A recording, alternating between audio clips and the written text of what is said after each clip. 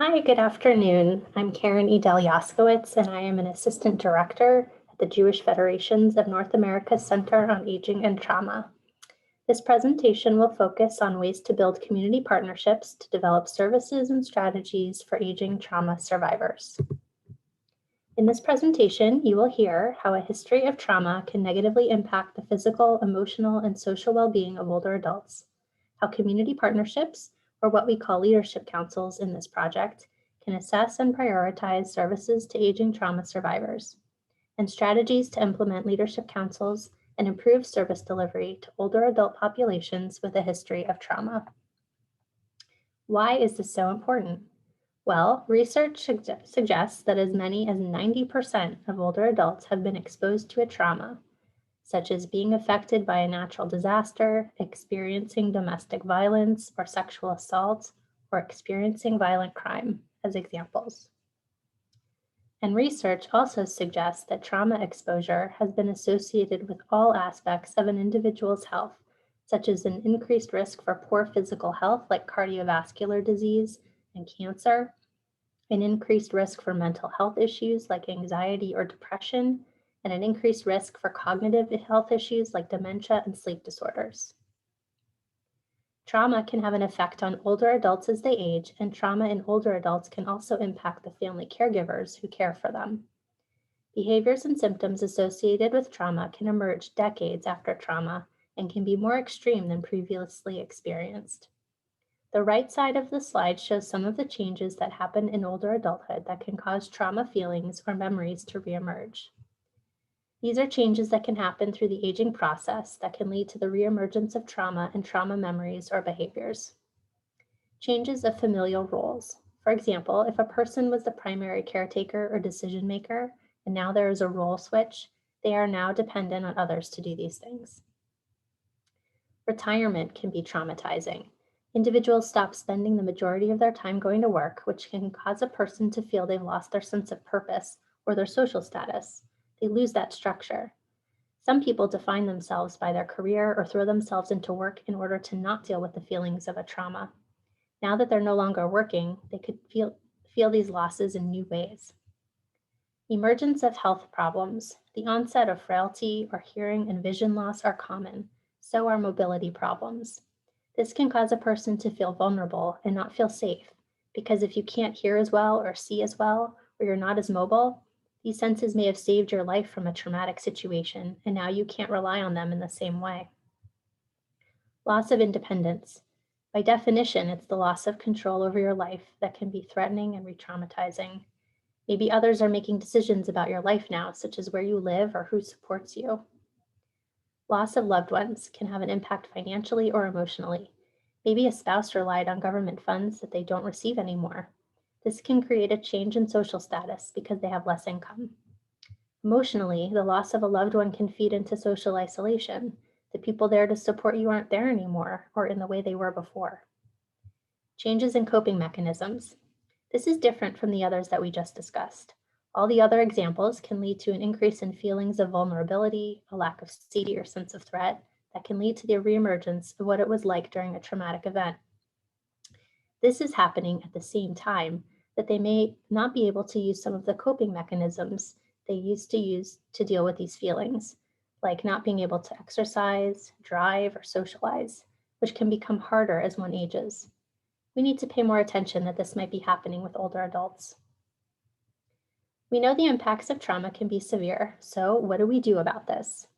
In 2015, through a grant provided by the U.S. Administration for Community Living, or ACL, JFNA's Center on Aging and Trauma developed a new and innovative approach to service provision known as Person-Centered Trauma-Informed Care, otherwise known as PCTI care.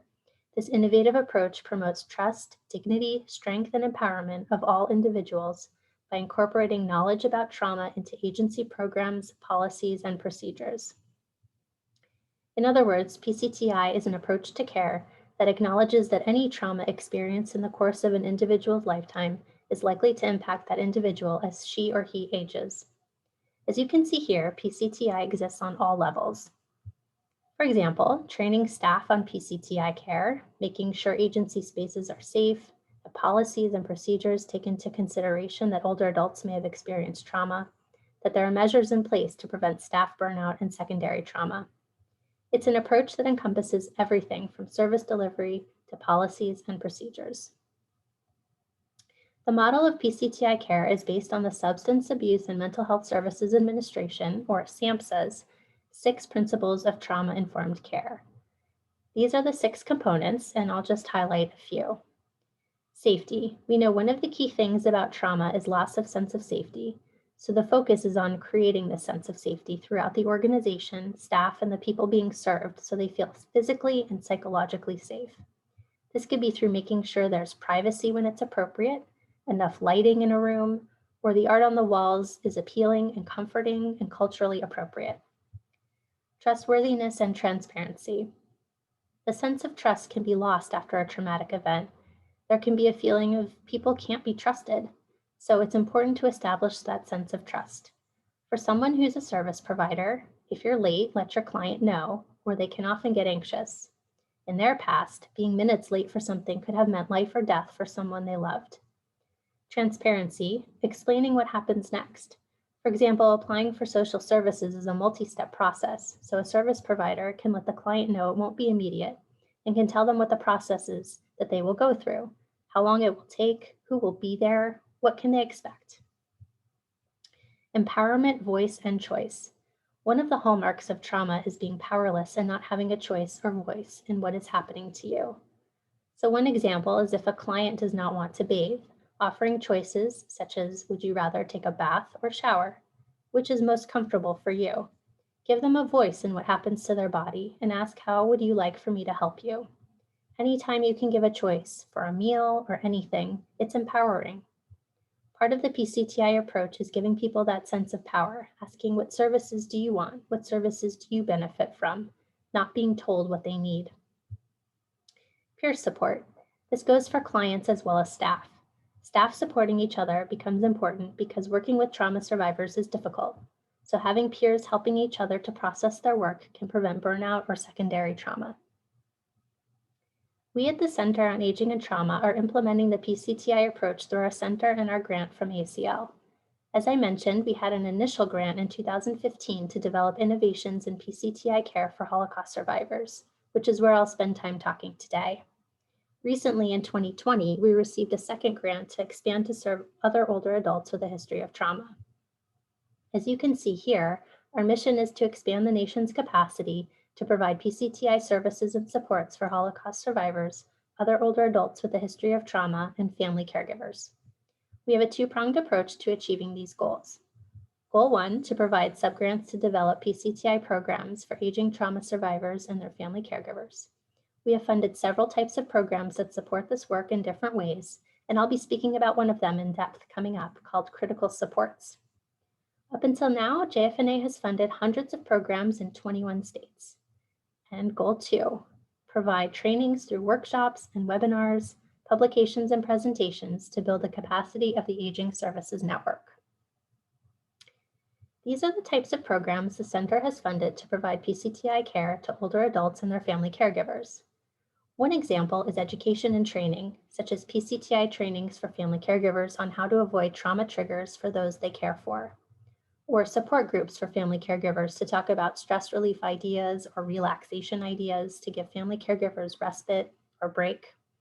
Or another training topic is end-of-life issues for their loved ones. Another example is socialization programs for Holocaust survivors. One way this type of program can be PCTI is if it's a program centered around food, for example. Having participants avoid having to stand in line, like at a buffet, could be triggering. Instead, having the food served feels more dignified than feeling like they are in a soup kitchen line. Another tip is providing Ziploc bags. That can help Holocaust survivors feel more secure that there will be enough food and they don't need to worry about going hungry or stuffing themselves so food doesn't go to waste. As I said, I'd like to talk for the rest of the session about the Critical Supports Program, the goal of which is to help Holocaust survivors avoid crises that could lead them to institutionalization. Examples of crises could include the loss of family caregiver support or not being able to buy prescriptions. This program is achieved through 2 components. by convening local agencies, or what we call leadership councils, to develop strategies to provide coordinated PCTI emergency support services for Holocaust survivors, older adults with a history of trauma, and family caregivers, and through direct services for critical needs, such as emergency financial assistance for things like rent or dental care. We have provided subgrants to local Jewish federations to implement these critical supports programs and selected federations who are conveners in their communities and ideally suited for this role. Next, I'm going to tell you what we learned from implementing these critical supports programs. Early on, we knew that identifying the lead organization would be important in building a leadership council. The lead organization should have the following characteristics: be well known in their community and seen as trusted partners. Going back to the 6 SAMHSA principles, trust is a core component of trauma-informed care, so it's good to have that applied here as well. We learned it was important to have strong partnerships. Partnerships help bring people to the table with valuable knowledge to develop strategies to identify needs. They help include members of the target population, expand services, and build trust in the community, and help to successfully implement the programs that emerge from the Leadership Council.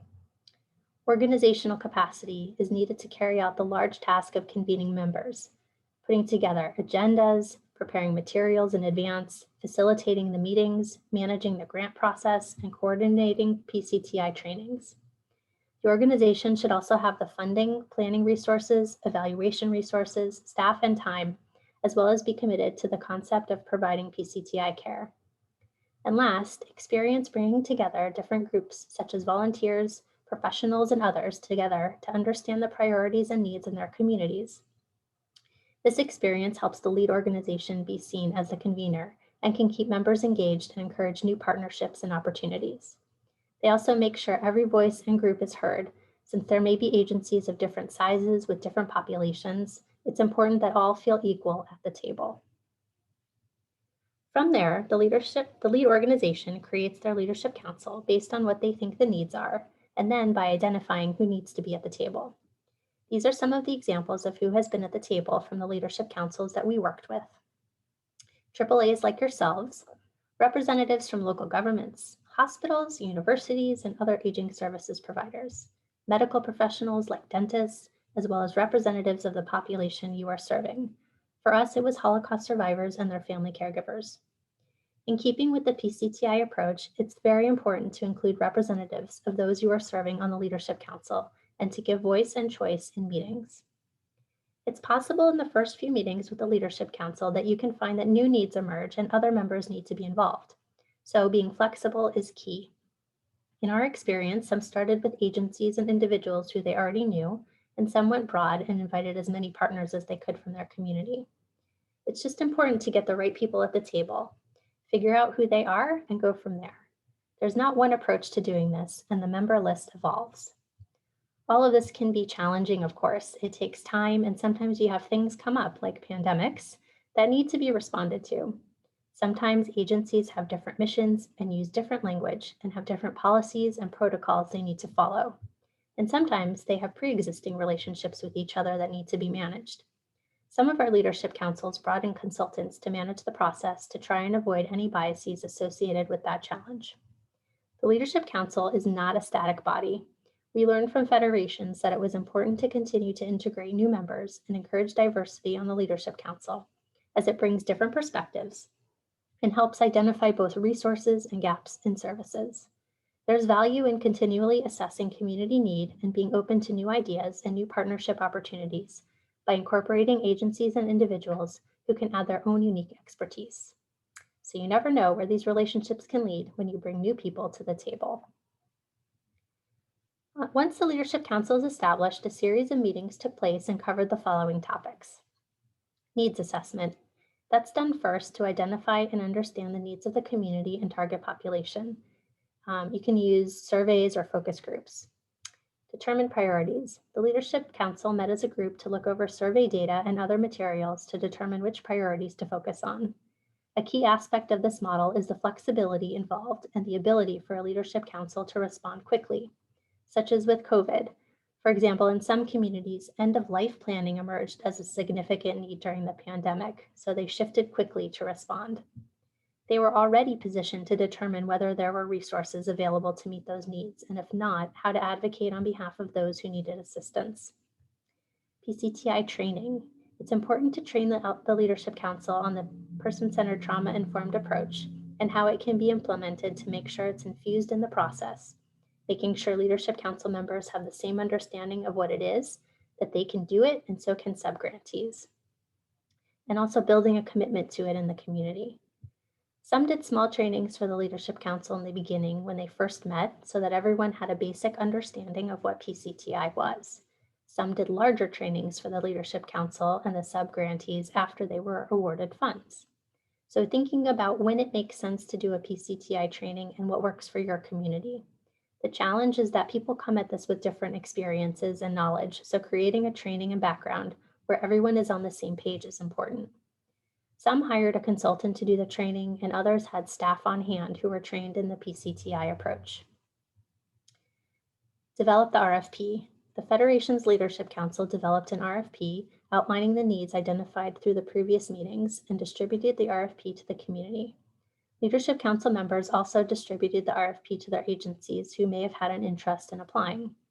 Most RFPs included a question about how PCTI care would be incorporated into service delivery.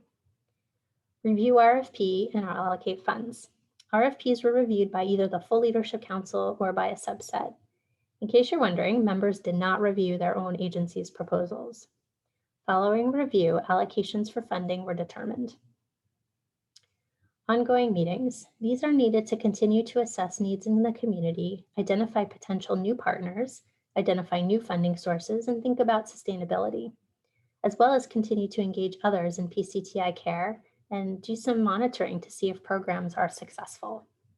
One of the biggest challenges is that each community is different, but the key to the success of this program was that federations were provided flexibility as to how they recruited members, governed their council, determined needs, awarded subgrants, and so on. By empowering federations to build leadership councils that fit their community, they were able to build sustainable partnerships that will continue beyond this grant. So I wanted to close by giving you two community-based project examples and what happened on the local level. The first shows that getting the right people around the table is important once a need is identified. A local needs assessment through one leadership council identified high HOA fees as a critical issue for older adults to pay. Not being able to afford them could cost them their homes. Therefore, the Federation decided that bringing on a local housing commissioner to the Leadership Council would be the right person to hear about the huge impact of this issue among Holocaust survivors and other older adults in the community generally.